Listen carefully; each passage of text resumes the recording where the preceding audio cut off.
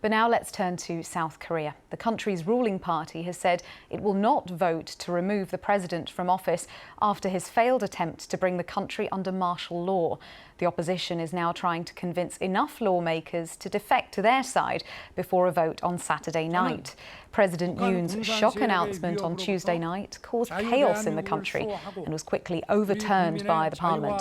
The defense minister has taken responsibility for the situation and resigned. He now faces a travel ban as prosecutors investigate. There's still been no word, though, from the president. Let's get the latest on this from my colleague Steve Lai, who's in Seoul for us. Steve,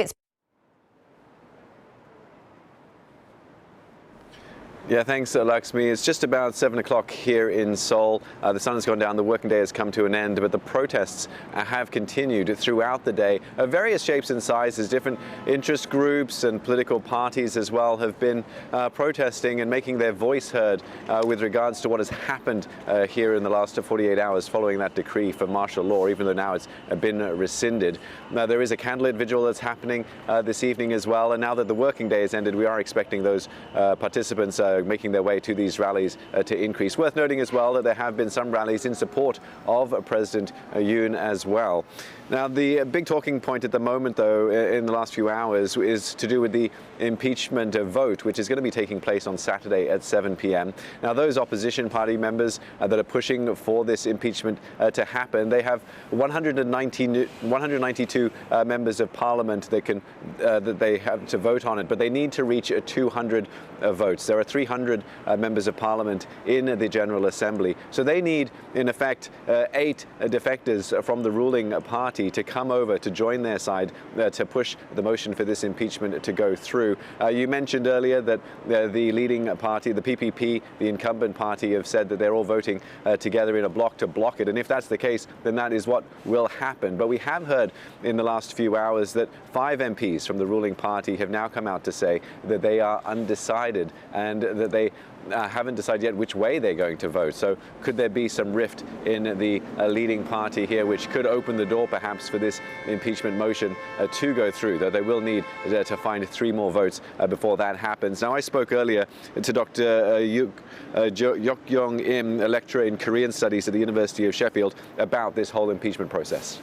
As you already briefed, so once the proposal is supported by at least 2/3 of the National Assembly, the parliament representatives, then the resolution is set, and then the president immediately loses his power from his office. But then it doesn't mean that the whole impeachment process will be completed.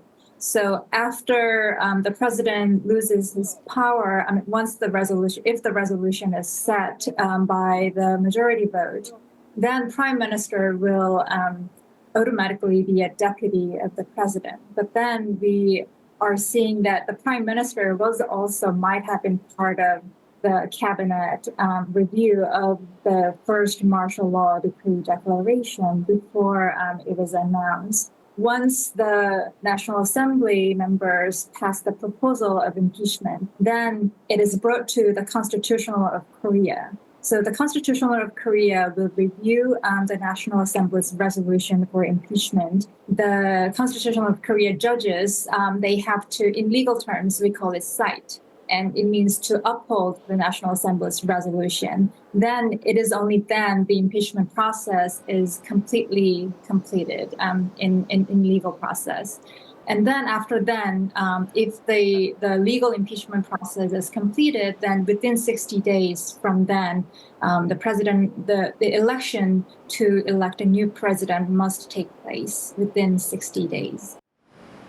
Yeah, so just to remind you that that vote, that crucial impeachment vote, is set to take place at 7 p.m. on Saturday. They could have had this vote take place in the early hours of Friday, but there was some concern that they weren't going to be able to get the numbers. So that's what they'll be trying to do in the intervening time between now and when the vote takes place. We've just said earlier that there are 5 MPs from the ruling party that are now wavering a little bit, saying they're undecided on the way they're going to vote. Will more join them, which will put President Yoon significantly at risk of being impeached. Steve Lai, thank you. That's my colleague in Seoul for us there.